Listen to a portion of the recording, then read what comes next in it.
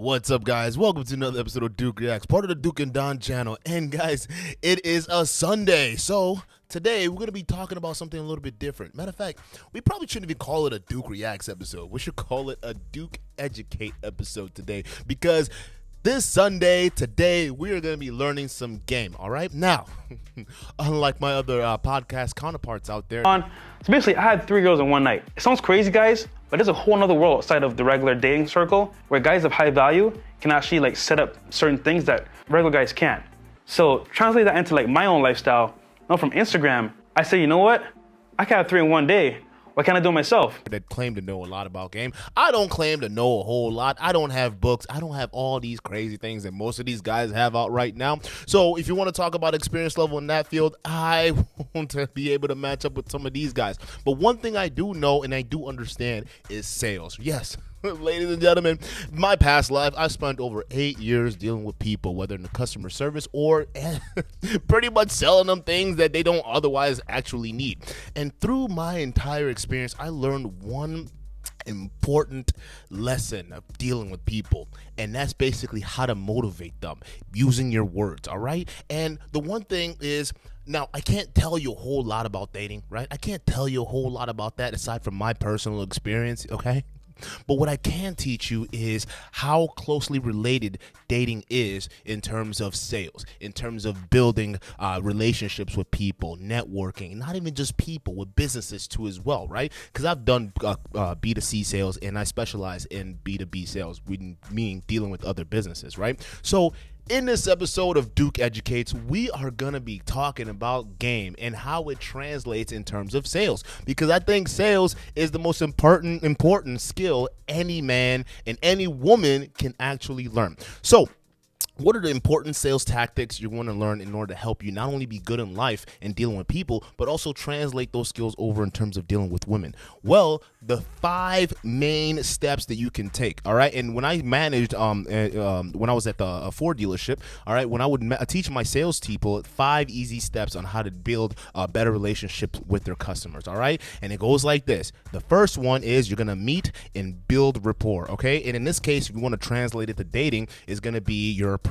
Okay. Now there's a couple different things that customers are looking for when you do your approach. Okay. So when you're approaching someone in sales or something like that, you approach them, and what's the couple thing that you're looking for? All right. Not even just what you're looking for, what the customer's looking for. Okay. They're looking at your confidence. Okay. They're looking at your appearance, how you look when you approach them. Are you sluggish when you approach them? Are you slouchy? Are you weird? Do you not dress? Are you not dressed for the occasion? Believe it or not, some people dress like they don't even work for the companies that they claim they work for. How do we translate this into dating? Okay. When you're approaching a woman, all right, you got to understand first impression is an important thing. Okay. Within 5 seconds, 3 to 5 seconds, a woman decides what category she wants to put you, whether she wants to bang you or she doesn't want to bang you and probably wants to run away from you. Okay. And the way they make those decisions is off of these basic things: the way you approach her, the confidence you radiate, and how you introduce yourself, right? Because that's part of the meet and greet. The same thing that goes into sales, how you introduce yourself to the customer. Now, right off the bat in this meet and greet / approach session, what you want to be doing, right? Because now it's like the whole illness thing and everyone wants to stay 6 feet apart and all that crazy stuff. But when you're dealing with women, I guarantee you if she's interested, she wouldn't care. The one thing you want to establish is touch, okay? In sales, it's a firm handshake and a pat on the back, all right? With a girl, it's a little nudge on the side or on her shoulder, or you give her a hug. All right. If you're just meeting her or you met her through an app and this is the first time meeting her in person, you definitely want to establish touch of some sort. Okay. Because touch is another important step when you're connecting with someone. Okay. That's another sense that people need to feel. All right. You got the other senses, how you smell, how you look with your ears, how you sound with your voice, things like that. Right. And the other thing is touch. We are activating all these different senses while we're in that approach game. All right. So that's sales. Now, the second step is you have to restate your purpose and why you're there. So for instance, if a customer walks into your store, it comes into your dealership, right? You go up, you introduce yourself. Hey, my name's Duke. Welcome to welcome to Duke's Ford Auto. Okay. And I'm sorry. I couldn't help to notice that the you got the nice little Thunderbird going on back there. I could tell you're a car guy. Hey, you planning on trading that in this dealership? All right. So now what have I established in that meet and greet? Right. First of all, I've established that hey, I am looking more beyond what it is that you're coming in with in the store. Because what you guys don't understand, a lot of people let perception fool them. All right. When let's translate it to the dating market. When you're dealing with a woman that you want to approach, a lot of guys they get approach anxiety. Right. Let's just be real. You see her, she's beautiful. Oh my God, I don't know how to talk to her. So some of you just either you go there, you speed through your approach, or you go in and you comment on the most basic thing pretty much every guy comments on, which is something that she really doesn't have control over, right? Something that is something that she really never put effort in. So people would typically compliment her on her body, her looks. And ladies in the chat, if you're paying attention, give me a 1 if I'm on point right now. Okay, so they complimented on physical parts that really doesn't have anything intrinsic with what they have going on. So if we translate back to the building rapport phase of it, right? I'm talking about the guy's Thunderbird that he pulled up in, and I'm asking him if he's planning on trading it. Now, typically, guys who drive Thunderbirds, they're usually they keep them as collector cars. So I know instantly, guys like that, they're probably not going to want to trade the car. So it's like a subtle jab, and I'm expecting a couple different reactions, right? Because it's a playful thing. They already know, hey, this guy kind of understands the car a little bit, and he kind of knows what's going on. And I could tell it's kind of in a joking manner, but he knows I'm not going to trade this car because this is my Ford. I'm just here to come look around. And a lot of times people would actually state why they're there and continue the conversation knowing you've established that rapport. Now we translate it back to the woman, right? When you compliment the woman, try to stay away from things that are actually that she can't control. Stay away from her looks. Stay away from the color of her eyes. Most of you guys like to do that. Oh, you're so pretty. Oh, you look nice. Try something like, hey, baby, you look put together. Did your mama help you out? You're a friend, something jokey, something playful. You guys have to understand that when you're dealing with women, ladies, don't take this the wrong way, but women are just like anybody else. They're just like any other human being. They're human beings. So you talk to them like you would your friend. You talk to them like you would a long lost partner, right? Because here's the thing. When it translates back to sales, when you're talking with somebody and you're dealing with somebody, people don't want to deal with someone that they feel is trying to sell them something, right? The same thing with women. Women don't want to feel like a guy who's obviously has that energy of, oh my God, I just want to get to the box as fast as possible. Please date me, right? Girls can smell it. And you know what they call that? They call that thirsty. So when you make an approach that's confident, that's strong, you have a smile, and you're joking, you're already throwing jabs off the bat, you've established the touch, right? You're doing all these things that tickle the pickle. What you've established here is you just hit different points without coming off like you need her, without coming off like you want something, right? You're talking to her like you would someone you would talk to in passing. And now a lot of times that's what a lot of women are looking for. They're not looking for guys to put them on a pedestal because they look good, right? No, they're looking for guys who treat them, just like everyone else that would treat them. And they would think of you as more interesting because you're not treating them like other guys would. Now, in the building rapport stage, this is the most important part because this is where connections are made, all right? Typically, when you're making connections with a woman, you want to understand that you have to build a connection through storytelling. Women are a huge fan of fairy tales, right? So a lot of times when they get hooked in, even take it back with like crazy relationships, right? When you talk about crazy relationships when a woman's dealing with their ex, right? Typically, the way the ex was able to obtain that woman was creating a picture, right? Painting a reality completely different than what it actually was, and that's probably why they ended up falling apart. But the ultimate thing is you have to paint a reality for this woman, right? Because she is coming into your space, or you're trying to give her reasons to come into your space. So you're gonna create a reality. Now, don't be like some of these jack boys out here that what they would end up doing is pretty much lying about their entire lives until the girls find out that you're lying, and then shit goes to fan. No, you want to be able to paint a reality of who you actually are, right? And you do this through storytelling. And the same thing when it goes through sales. I tell stories all the time to build connections, right? I tell stories about how I would take my old school Mazda MX-3 sports car when I still had it in 1996, and I would race it down. I remember when I got my ass kicked to buy a goddamn Cadillac. And the person who drove that Cadillac was my manager. So it's one of those things where you can Tell stories, put them into that mood, let them get a gaze into your world for a minute here. And what that does, it goes a long way to establishing a trust factor. All right. And when you're talking about women in terms of, dealing with that, if you want them to take it to the next step with you, there has to be some level of trust and connection. Guys, a lot of these dating coaches and dating podcasts, what they talk about is they try to get you to build a rotation, but they don't really get into the crux of how to do that, how to build connections. Usually they think of the women as like standardized stencils, and these are the things you say to do that. But that's why being in person and being present with the individual is very important, because you can feel the energy as you're building rapport with them. Now, the most important thing of the building rapport stages is you have to follow the 80-20 rule. This is the most important rule, all right? And I'm talking about sales, right? The 80-20 rule in sales is she does 80% of the talking in this building rapport stage, and you do 20% of the talking, all right?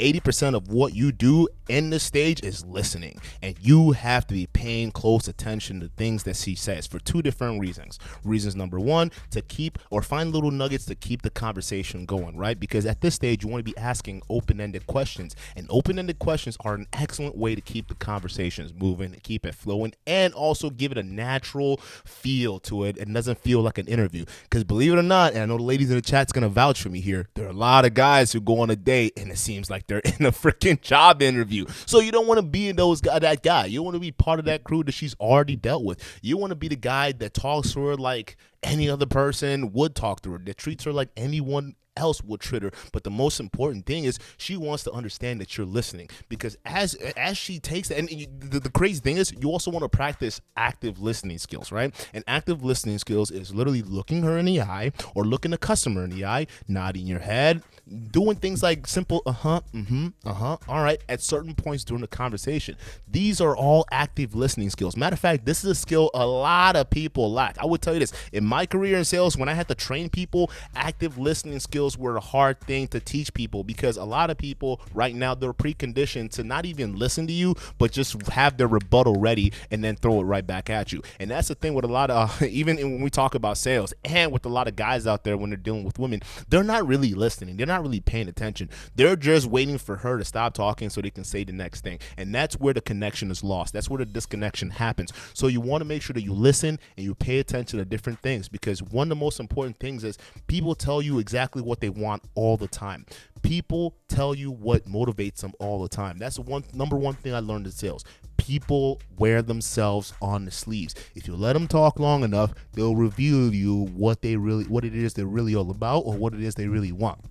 Now, we're going to move on to number 4, the fourth most important thing in this sales process, right? Or in the approach process when you're dealing with a woman. This is where you start really selling yourself, okay? And I call this the value demonstration, okay? Now, think about this. Now, you guys will be like, value demonstration? What do you mean? Other past guy says you have to discovery trumps disclosure. Discovery trumps disclosure. Let me tell you what I mean, all right? Throughout this entire process, approach process, actually, what you have been doing is demonstrating your value, from the way you walked up to her to even say hello, the confidence, the way you look, all these different things. You're already showing her value without actually you having to state it. Now, at this point, because it goes back to the last step that we did, right? This is why following your sales process, and I teach my guys this, is very important. You follow it step by step, because every step builds upon the last. So we go back in our last step, right? And in terms of demonstrating value, you do the 80% rule, 80-20% rule, right? You let her do 80% of the talking, and then 20% of you're basically doing the talking there, and 80% of the time you're shutting up, right? You're just listening. What's gonna happen, this is a psychological thing, because here's the thing, people love to talk about themselves. Like, sales is so easy. You just sit there and people will tell you their entire lives in an instant, because real talk, and this is a sad thing that a lot of people don't realize, a lot of people don't really have real ones to talk to. So if you actually present yourself as someone worthy of just being a listener, just willing to hear someone out, people reveal all kinds of things to you. And even after their interaction, they'll feel like they've known you for a very long time. And that's the position you really want to be, because now, especially in sales, when I've been in this position, being in this position, you're able to guide and influence them throughout in their buying decisions, right? You'll be able to influence them, and they will now look to you as an authority figure to be able to help them make those decisions, difficult decisions, whether it's buying a car, figuring out what financial products that's going to be work best for them and their family, different things like that. As long as they see that you're not out there with this sales thirsty energy, they're going to look to you as a point of authority because now there's trust established, right? So now here's the crazy thing. After she does all 80% of the talking, what's going to end up triggering her is going to be like, oh, wait. I'm over here talking about myself this entire time, and this guy has been listening to me. Well, who the hell is this guy? Because now I feel like I've exposed a lot about myself to a person I barely knew. Now, this is important, right? Because this is step number 4. What's going to end up happening is she's going to now start asking you questions about you. This is where you start demonstrating your value. Matter of fact, this is your game to lose, okay? Now, at this point, if you get to the stage, right, what's going to end up happening is you don't want to be too braggadocious. You don't want to be like, hey, girl, I got me a Lambo. Once again, we are in Miami, right? And you know what happens in Miami? Gold diggers are everywhere. So we're doing another video today. It's going to be lit. We're out here in the Miami Design District. Versace right here, as you can see. So today's gonna be another banger. You guys asked for another video, and it's gonna happen today. All right. See the Lambo here? We got it today once again. It's gonna be crazy. So stay tuned. I got me a bachelor pad. It's got a pool in it. You know, you don't want to be all that. You just want to be subtle. All right. You want to say, hey, you know, I'm into something here and there, right? You know, I'm busy. I'm doing my thing. I'm on my grind. You know, you don't want to be too overly, you know, you just want to dial it back, but keep it cool. You know what I'm saying? So you'll understand this while you're in that conversation because the vibe and energy is already created, and that's all you. You are creating, you're fostering that vibe and that energy. So you want to just keep that going. Realistically, you don't want to do a whole lot of talking. Just give a little bit about yourself so it keeps that mystery going, but you're getting that vibe going, and that's the most important part. So when we're talking about demonstrating your value, this is actually the point in the process where we actually talk about that. And it goes the same thing hand in hand with sales, right? This is where you demonstrate the value of the particular product. So after I've built rapport with you, after I've done the meet and greet, we've already introduced ourselves. Now, whether it's a car sales, right? If I'm going to have you sit down and test drive the car. And while you're test driving the car, I'm going to go over the values that these car offers, whether it's to you, your kids. Matter of fact, this is part of where the process where I start bringing up things to basically say, hey, you said that you have kids and you make back and forth trips from 50 miles a day to drop your kids off at school. Well, guess what? This car has a excellent fuel economy, and this is what's going to happen. And then we talk about the handling speeds, the safety, because if safety is a big thing for them, you want to go ahead and bring that up within the value demonstration process, basically tying everything back to the customer and what they've said and restated to you. The exact same thing with when you're dealing with the woman. All right, you demonstrate your value, but realistically, you kind of just not trying to tie it to her like specifically verbatim. So, for instance, if she's saying, "Yeah, I like to draw on chalkboards with yellow markers," you're not gonna say, "Oh, I like to do the exact same thing too." As simple as, "Oh, you like hiking? That's great. I do a little bit of hiking myself. Last time I went to the state park down the street here, and it was pretty fun. But how did you things like that?" And you keep going with the questions. What kind of gears do you hike with? Where do you go to hike with? All right, the most important questions that you should have done in the build rapport phase, right? The open-ended questions, like I was talking about, the who, what, when, where, why, how, right? These are the most important questions you got to be asking back in step 3. All right, for your value demonstration to work in step 4. Now, if everything goes well, all right, now we get to step 5. Now, step 5 is in my sales experience, step 5 is the hardest step for a lot of guys to master. Why? Because this is where the fear comes in. And this step 5 is asking for the close. All right. In the car business, that was the hardest thing for a lot of dudes. Guys, really, real talk, the sales guys, what they'll end up doing, they will meet and greet like crazy. They will build rapport. They would talk to the customer. It's like, goddamn, everything is going well. When it comes down to it, to sign on a dotted line, to ask for the close, this is where they freeze. This is where a lot of salespeople freeze. freeze, because then it's like they feel like they're asking too much, right? They feel like, oh man, I don't want to intrude. I don't want to mess up the good relation that we've built up to this point. If I ask him or her to close the deal, if they're gonna sign on a dotted line, I don't know if this is gonna turn out one way. What if they say no, right? And this is what the main thing that freezes a lot of sales guys up, okay? And what makes an effective salesman from a non-effective salesman is how willing they are to ask for the close. Now, when you're translating to dealing with women, it's the exact same thing. Whether you're asking for the date after if you're doing a cold approach, right? You want to be able to ask for the phone number, ask for the Instagram, or ask for that relevant contact information that you're going to be doing. And in step 6, but we're going to still focus on 5 steps in this video. Step 6, which is just a follow-up process, right? And how you do proper follow-up. But you want to ask for that information. That is the close. Or let's say you guys have one on a date, right? The close for you might be either taking her back to your place or making out and right as you're leaving a restaurant or whatever it is that you guys are doing. All right, you always want to ask for the close, because real talk, even when you're trying to get a girl's number, right? I've seen some guys where they'll do everything where they approach, they'll talk to the girl, they'll introduce themselves, they'll chat for a little bit, and the guy just walks off, and the girl's just sitting there looking at well, what the fuck was the point of all that, right? They are asking you to close them.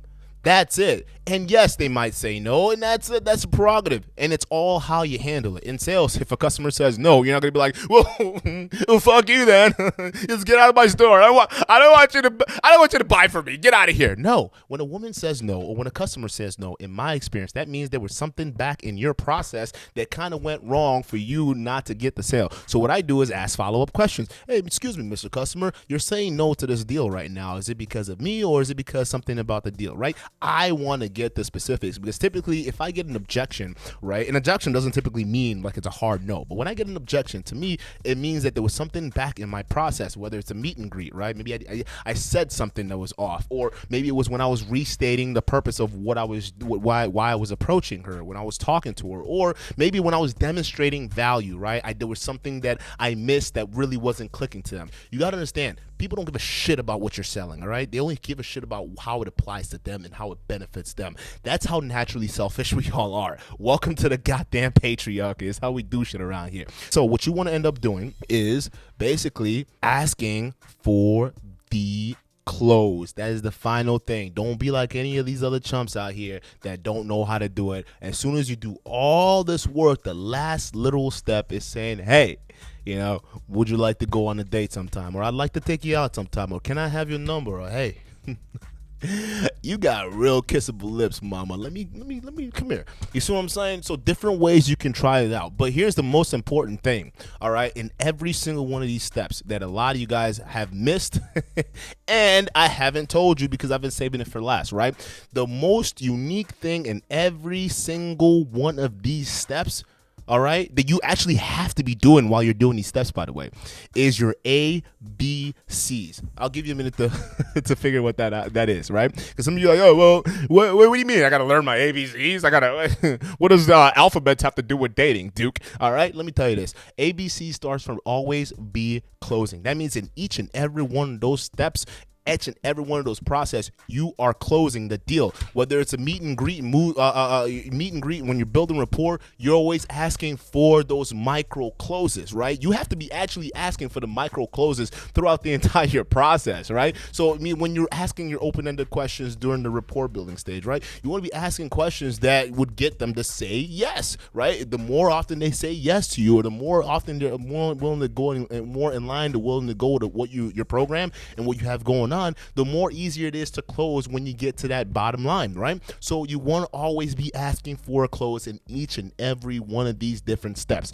And that's pretty much it. Dating simplified. This is probably the only dating video you probably want to watch, right? This is one of the ones that it's not complicated, okay? Because once you understand how to deal with people, once you understand the human mindset, literally, guys, this is the kind of mindset I take when I deal with everyone at large. This is the kind of mindset I take when I build with people, when I build partnerships, when I build relationships with other businesses, when I build relationship with other content creators, when I build relationships with other people, business owners, family, things like that, I always follow these same processes, and I follow them to a T, because these same processes are the ones that basically help you understand and deal with people easier. I'm going to tell you something that's very, very, very important for a lot of you guys to understand, okay? I'm going to tell you something. You need people to move throughout this world. You need people to be successful. So a lot of people who are telling you just avoid them and go get rich, guess what? When you're doing things, you're going to need people to do it, okay? You're going to need people. So why not learn how to interact with them,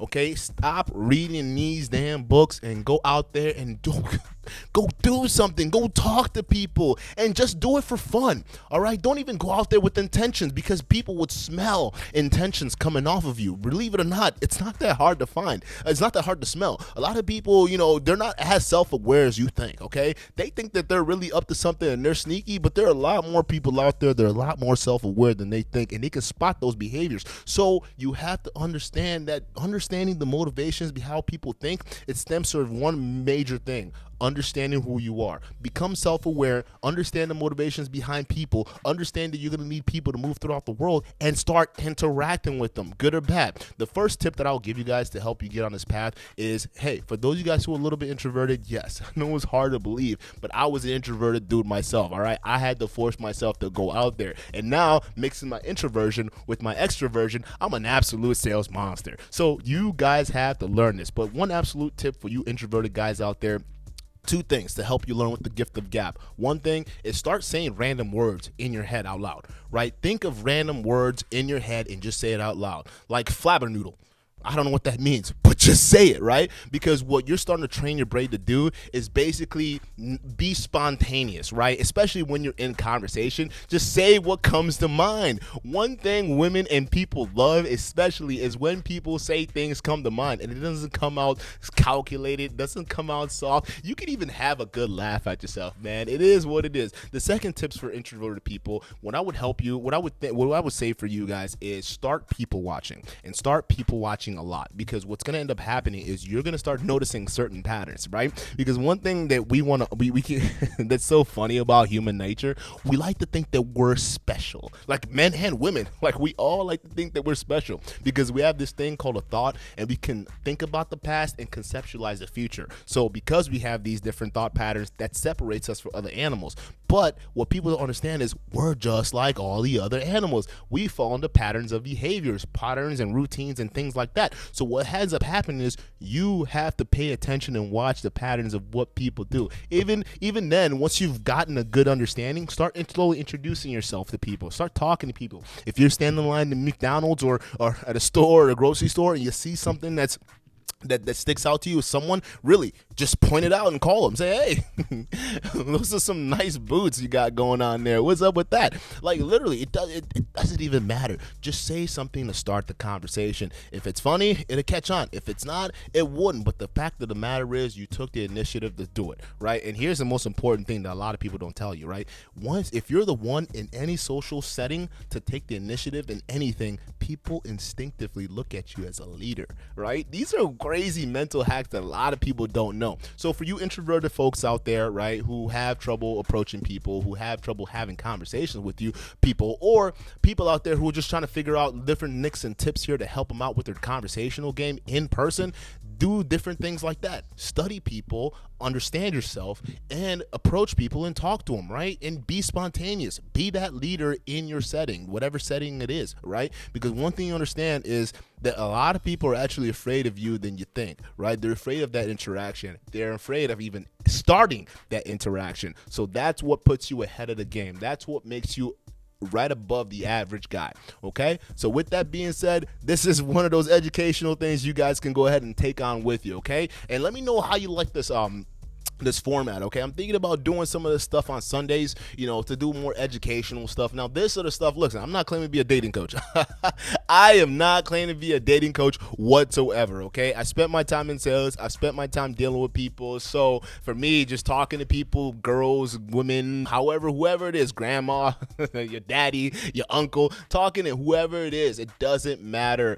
Because I built on those skills, I'm able to have the conversations. It's able to flow in that pattern, and it's able to connect and work in a smooth fashion. So what you guys want to understand is that you want to get out there, you want to learn sales, not just even learning sales, but at least learn sales strategies. That's what's going to help you deal with people. A lot of these dating coaches and weird things where they teach you these weird different taxes and stuff like that, real talk, it's just going out there and dealing with people. Like I said, it's like that corporate training, right? You can get all the corporate training that you want, but essentially when you get out into that sales floor, you'll realize that reality is different from the books that they teach you. Peace.